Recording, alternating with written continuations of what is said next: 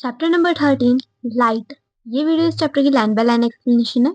So the world is largely known through the senses. हम इस संसार को सेंसेस की वजह से जानते हैं। The senses of site is one of the most important sense. देखने की हमारी जो एक सेंस होती है, बेसिकली सेंस के होते हैं हमारी ह्यूमन नेचुरल पावर, जैसे देखना, सूंघना, सुनना, महसूस करना या किसी चीज का स्वाद लेना। ठीक है, अब उनमें से एक क्या होता है? देखना। ठीक है, through it we see mountains, rivers, trees, plants, chair, peoples and so many other things around us। और आंखों से हम बहुत सारी चीजें देखते हैं ना, पहाड़, कुर्सियां, पौधे, पेड़, नदियां। So we also see clouds, बादल भी देखते हैं, rainbow and birds flying in the sky. At night we see the moon and the stars. रात के वक्त हम चांद तारे देखते हैं। You are able to see the words and sentence printed on this page. और तुम आंखों की वजह से ही ये जो वर्ड्स यहाँ पे प्रिंट किए गए हैं इस किताब में वो देख पा रही हूँ। How is seeing made possible? हम कैसे देख पाते हैं, मतलब ये पॉसिबल कैसे है देख पाना। ठीक है, so what what makes things visible? तो कौन सी चीजें हैं जो हमें दूसरी चीजों को विजिबल बनाती है, देखने उसमें बनाती है। ठीक है, इनविजिबल मतलब अदृश्य, विजिबल मतलब जो देख पाते हैं, right. So have you ever thought how we see various objects? क्या तुमने कभी सोचा हम इतने तरह के ऑब्जेक्ट कैसे देख पाते हैं? ठीक है, you may say that eyes see the objects. तुम कह सकते हो कि आंखों से देखते हैं, right, but can you see them, see an object in the dark? पर क्या तुम अंधेरे में भी उन ऑब्जेक्ट्स को अपनी आंखों से देख सकते हो? ठीक है, it means that eyes alone can not see any object. यानी जो आंखें होती है ना, मतलब सिर्फ आंखें, आंखों, आपकी आंखें, वो ऐसे अकेले नहीं देख सकते ऑब्जेक्ट। तो अकेले का क्या मतलब है, आप नेक्स्ट पढ़ोगे तो पता चलेगा। It is only when light from an object enters our eyes that we see the object. Actually में क्या होता है, आपकी आंखों के अंदर ना लाइट्स पड़ती हैं जिसकी वजह से आप किसी ऑब्जेक्ट को देख पाते हो। ठीक है, the light may have been emitted by the objects or may have been reflected by it। जो लाइट होती है या तो वो उस ऑब्जेक्ट से निकली हो या उससे रिफ्लेक्ट हुई होती है। ठीक है, you learned in class 7 that a polished or a shiny surface can act as a mirror। तुम्हें पता है कोई भी पॉलिश या शाइनी सा सरफेस होता है वो एक मिरर की तरह काम करता है। ठीक है, mirror changes the direction of lights that fall on it. और जो एक शीशा होता है ना, वो अगर आप उसके ऊपर लाइट मारोगे, लाइट मतलब लेजर लाइट ले लो आपकी, राइट, अगर आप उसको किसी मिरर के ऊपर मारोगे ना तो उसकी डायरेक्शन चेंज होकर रिफ्लेक्ट होकर कहीं और पड़ेगी। ठीक है, so can you tell in which direction the light falling on a surface will be reflected? Let us find out 13.2 laws of reflection. Reflection के कुछ लॉज होते हैं बेसिकली। सबसे पहला होता है incident ray and reflected ray. So the light rays which strikes any surface is called reflected ray।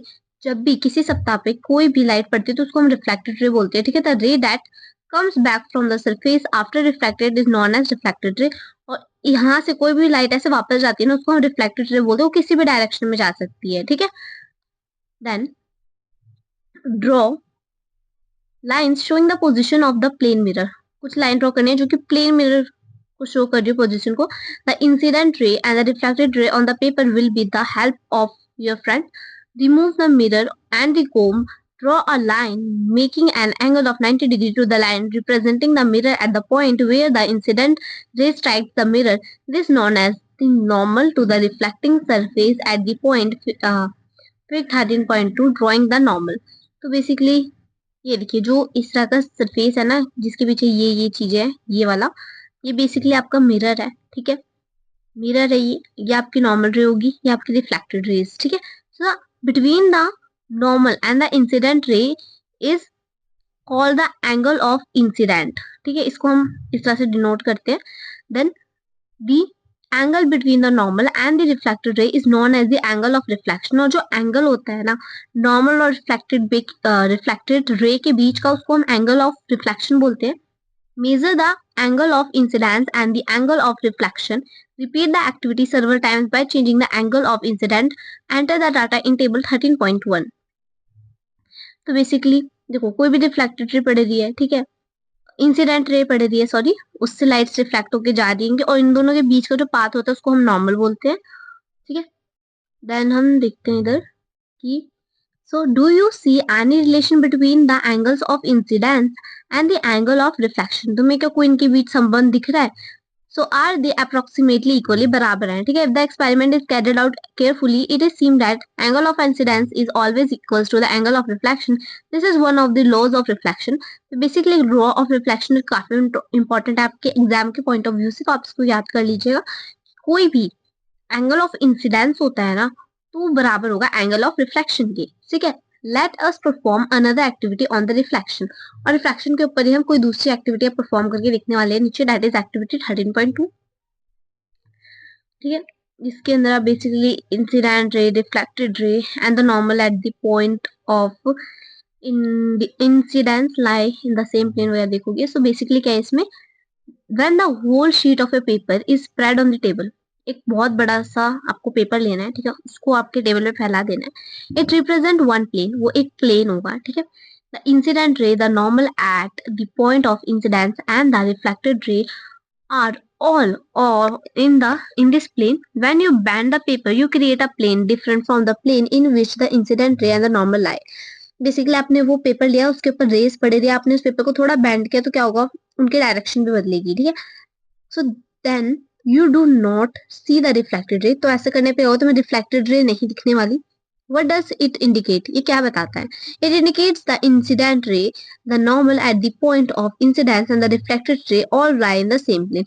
Basically ये बताता है कि जितनी भी रेज है ना, जितनी भी हमारी मान लीजिए प्लेन में रह है, ये इसके ऊपर जितनी भी कोई इंसिडेंट रे पड़ रहा है, इंसिडेंट मतलब कोई लाइट पड़ रही है, उससे रिफ्लेक्ट होकर जो जा रही है उसको हम रिफ्लेक्टेड रे बोल रहे हैं. बीच में नॉर्मल है, तो ये सब क्या सेम प्लेन पे लाई करते हैं, ठीक है. सेम प्लेन मतलब एक ही उस पे. सो बूझो Paheli and Boojho perform the above activities outside the classroom. उन्होंने क्लासरूम के बाहर ये चीजें की. So Boojho remember that in class 7th he had study some features of the image of an object form by a plane mirror. Paheli ask him to recall those features. Basically हम वो features पढ़ेंगे जो कि एक प्लेन मिरर बनाता है. Sorry. So was the image erect or upside down? जो image बनती है वो इरेक्ट होती है, अपसाइड डाउन होती है. was it of the same as the object, का जो साइज होता है वो सेम होता है. did the image appear at the same distance behind the mirror as the object was in front of it? So could it be obtained on a screen? Let us understand a little more about the formation of an image by a plane mirror in the following ways. ठीक है, तो नीचे हम और थोड़ी activities करते हैं. सबसे पहले हम देखते हैं लैटरल इन्वर्जन क्या होता है.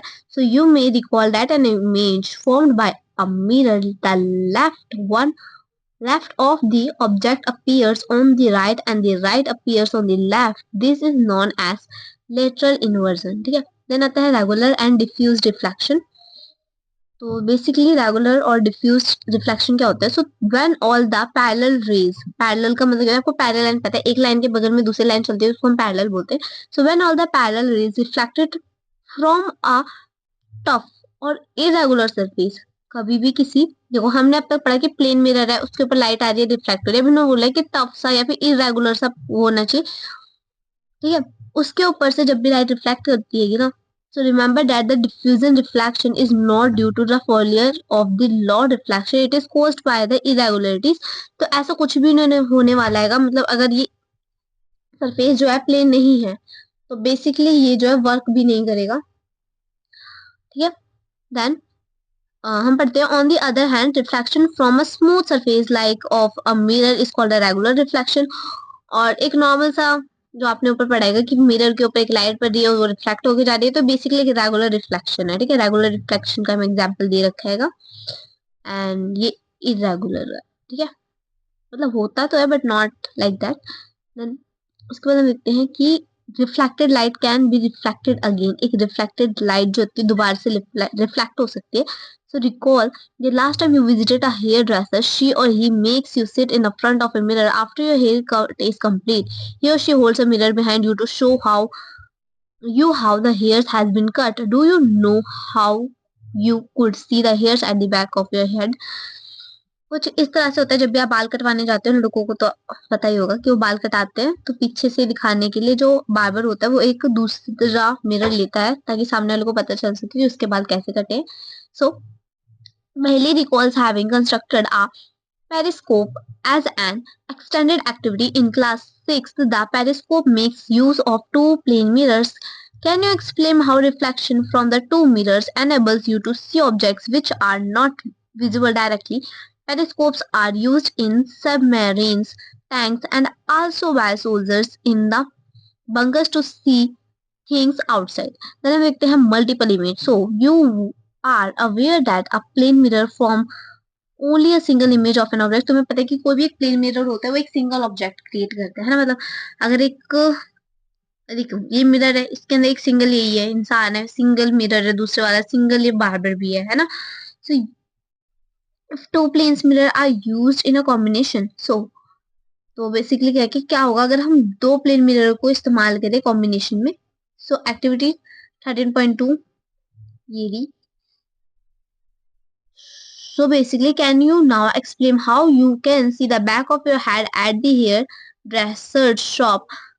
This idea of a number of images formed by the mirror placed at the angle to one another to used in a kaleidoscope to make numerous beautiful patterns. You can also make a kaleidoscope yourself.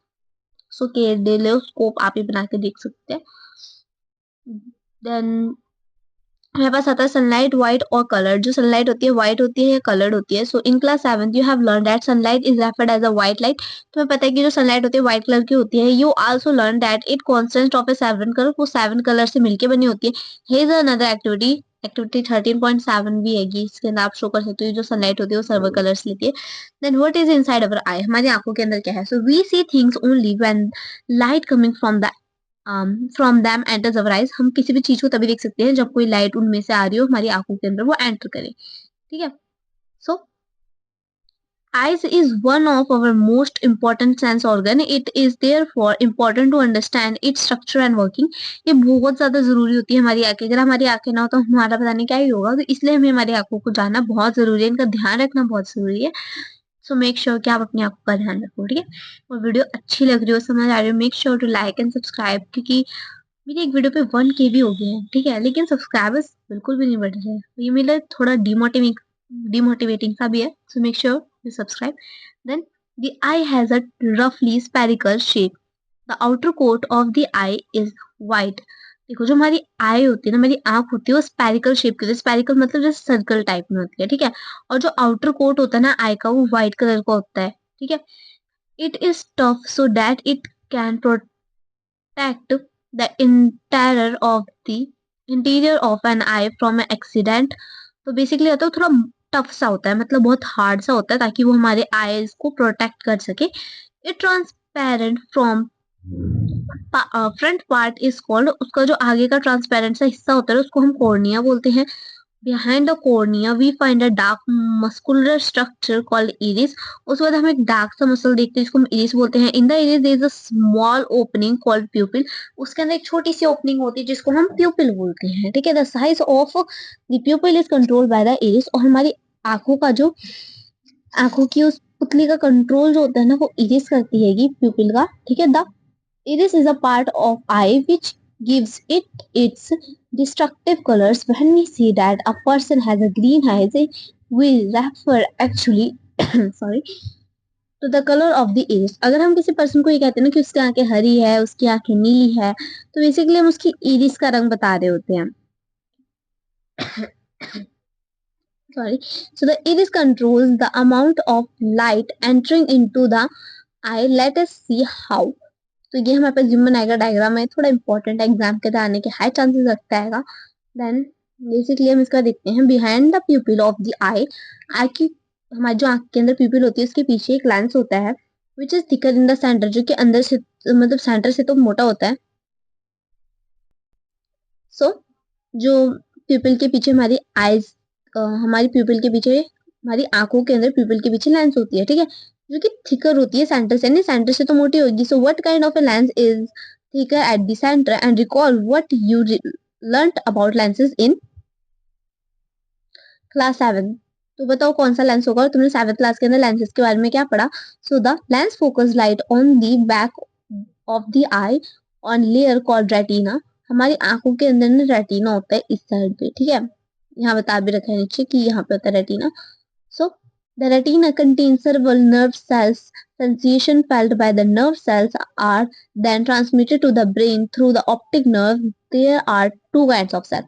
दो तरह के cell होते हैं. पहले cones, which are sensitive to bright light, and second rods, which are sensitive to the dim lights. Cone senses color at the junction of the optic nerve and the retina. There are no sensory cells, so no vision is possible at that spot.